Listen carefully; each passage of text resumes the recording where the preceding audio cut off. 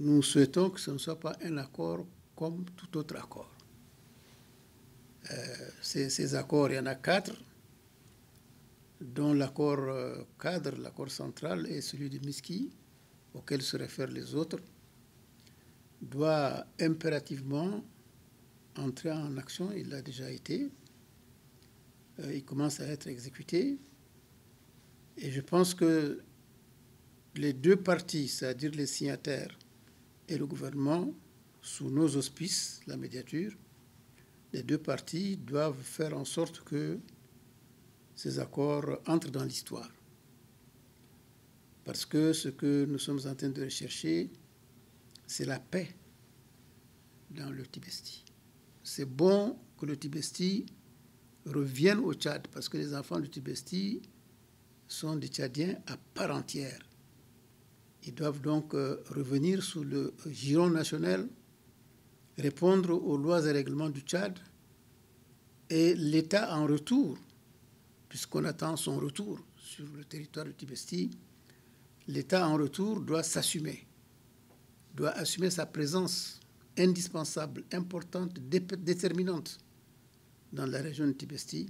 Ce que nous venons de faire consiste à faire en sorte que dans toutes ces contrées, dans toutes ces régions du Tchad, que la concorde revienne entre les enfants de ces régions avec tout le monde, que les différentes manifestations cessent, et c'est en train d'être fait.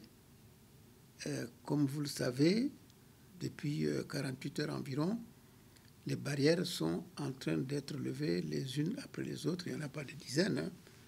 Les 2, 3, 4 essentiels sont en train d'être levées, permettant ainsi à l'armée tchadienne de les occuper, ce qui est tout à fait normal, et qui apporte donc un démenti cinglant à ceux qui pensaient que le SEMGA et les unités derrière lui sont allés pour faire la guerre dans le Tibesti.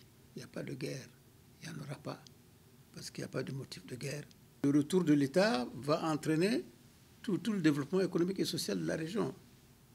C'est à ça qu'on va se livrer pour la suite.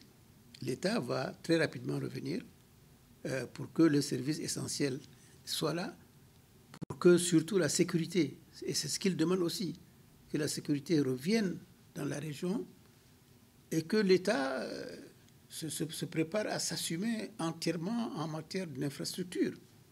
Le plan de développement déjà globalement le prévoit, mais moi je pense de façon beaucoup plus concrète.